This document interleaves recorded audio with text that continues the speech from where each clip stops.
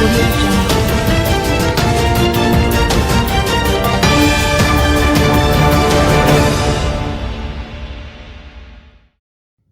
Damage done to Jamaica's infrastructure due to Hurricane Melissa estimated to around 67 billion United States dollars. Damage to the country's infrastructure due to Hurricane Melissa is estimated to be at around 67 million US dollars. The Category 5 hurricane battered the island last Tuesday, leaving thousands homeless and at least 32 dead. Speaking at a sitting of Parliament, Prime Minister Dr. Andrew Holness noted that the damage caused by Melissa have had profound economic impact on the country. He said the storm struck the heart of the country's productivity belt. The Prime Minister said the preliminary figure is equivalent to around 28 to 32% of last fiscal year gross domestic product (GDP). He said that the country has never had a natural disaster of this magnitude in its history. The Prime Minister noted that he expects that the final figure will be prepared in coming weeks. It is clear that Hurricane Melissa will have a profound economic impact on our country. The storm struck the heart of Jamaica's productive belt. It tore through our breadbasket parish of St. Elizabeth. It disrupted our tourism corridor, stretching from Westmoreland through to St. James and into Trelawney and St. Anne. And it inflicted heavy damage on housing, community infrastructure, commercial operations, and public utilities across multiple parishes. Thousands of households now face the loss of homes, crops, equipment, and small enterprises. This is not only a humanitarian crisis, it is a shock to livelihoods, incomes, and local economies. Detailed assessments are still underway, but I wish to share very preliminary, high-level estimates only to illustrate the scale of the devastation.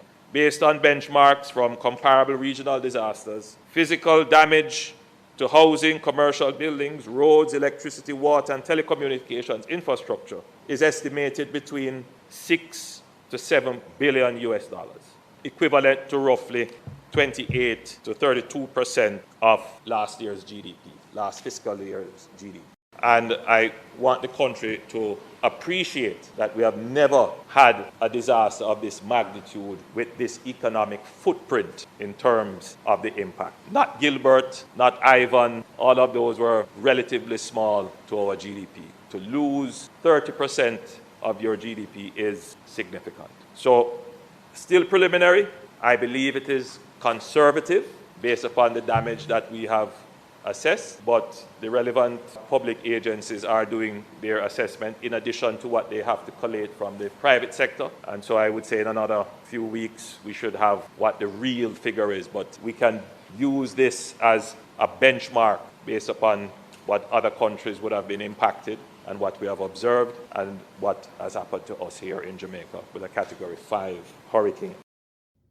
NCU to resume classes on November 10 after Hurricane Melissa. The Northern Caribbean University NCU says classes are set to resume on Monday, November 10, following the passage of Hurricane Melissa.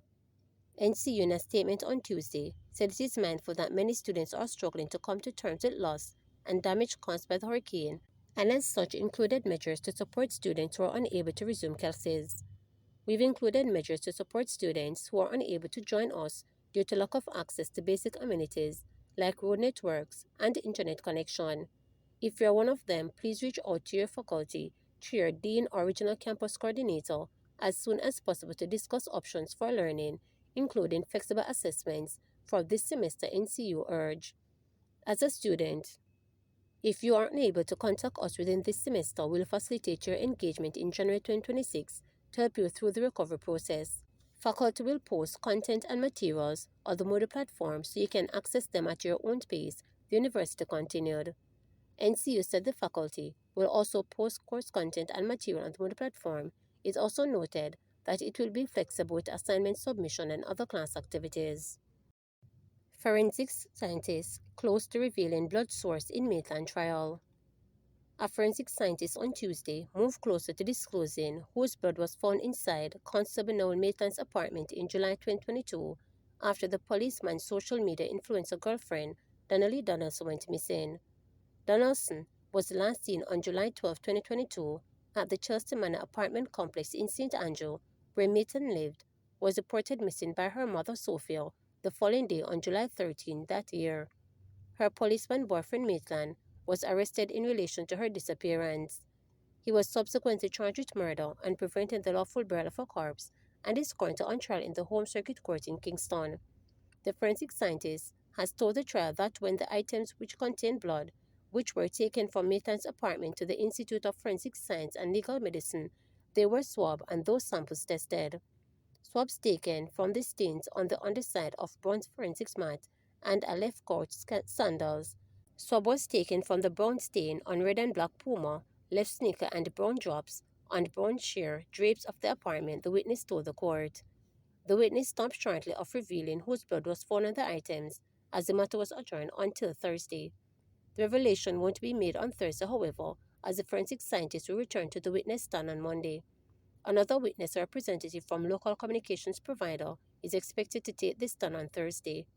Early in the trial, 7-member jury heard evidence that DNA samples were taken from Donaldson's toothbrush, as well as her mother and father, to see if the blood found in the apartment belonged to her.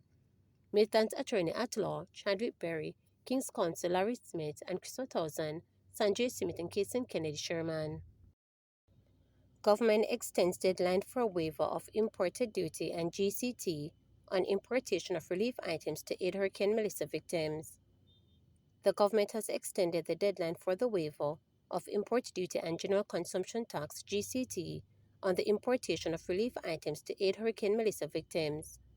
Prime Minister Dr. Andrew Holness indicated the extension of the deadline from November 28 to December 31st. The move follows a call from opposition leader Mark Golding, who said the allotted time was too short. Dr. Holness said the move was made after recognizing that recovery efforts are ongoing and will extend beyond the 1-month period.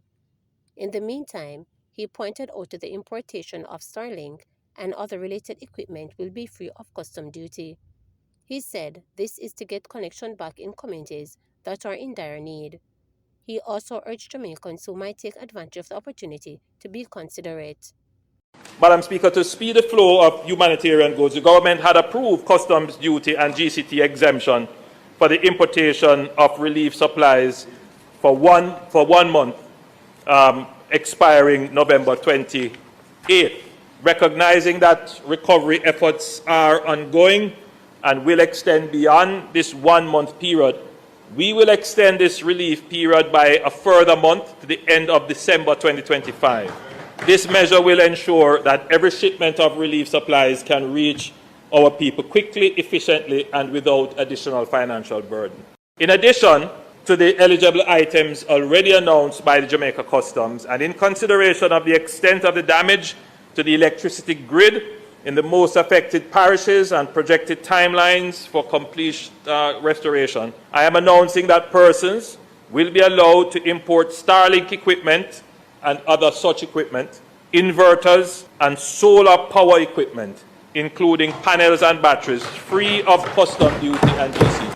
Madam Speaker, this is in an attempt to get power and communication back into the communities that really need it.